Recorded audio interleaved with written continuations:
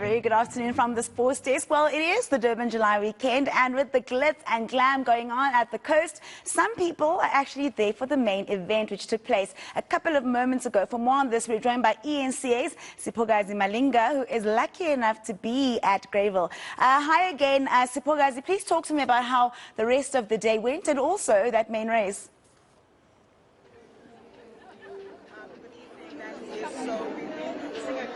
Since 11 a.m. this morning, and of course the main race took place around 4 o'clock this afternoon.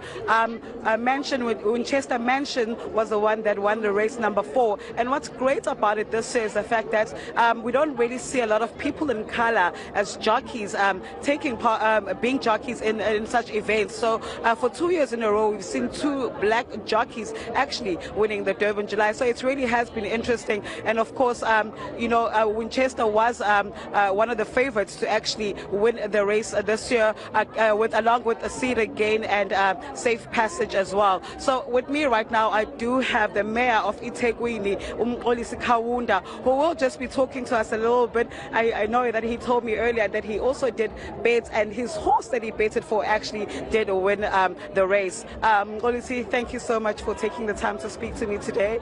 We didn't know that you're a big bettor when it comes to horse racing, but you clearly are, and you did very well. How did you know that number 4 was going to win today, Winchester? No, I knew, because when we greeted them, I think the response he gave me was that he is certain that he's going to win. So I had to bet for him, because I know that he's got a very good experience, and he has been on the race for quite some time. So I think I got that number 4.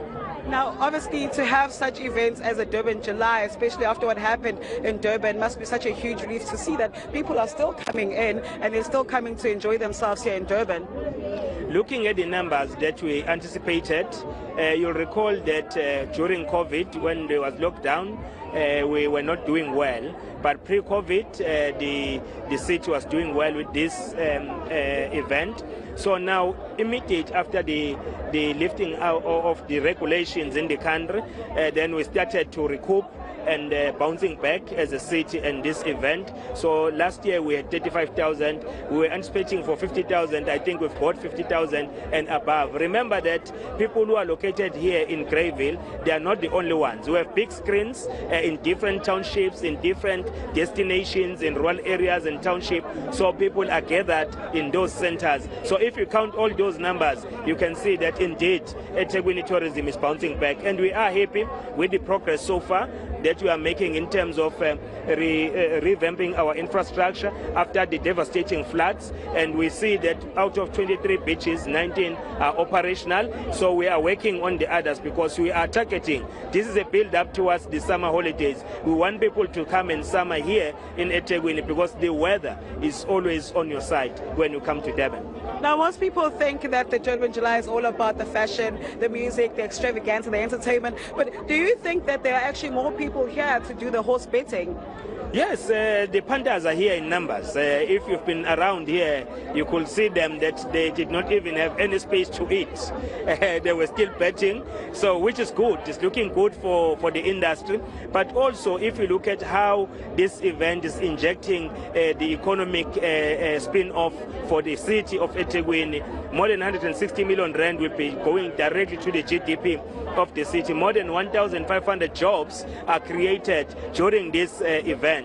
So if you look at how other events are complementing this event in eThekwini, people are still going to be remaining behind, because they want to spend their weekend here up until Monday, Tuesday, and we are ready to host them. In terms of security, our law enforcement agencies are up and running, and to ensure that we guarantee the safety of everyone, even those who want to go and swim in our beaches, our warm and beautiful beaches. They are at liberty to do so. Security is there.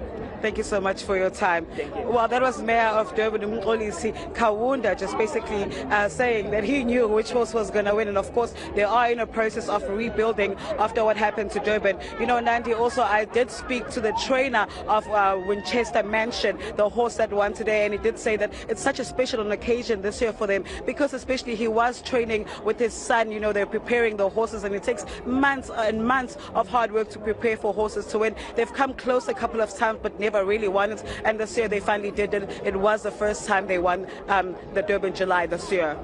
Yes, poor guys, that's a very feel-good story, the kind of story you want to hear when, you know, participating and covering the Durban July. I'm going to leave it there. That was ENCS Poor guys Malinga live from the Durban July. Let's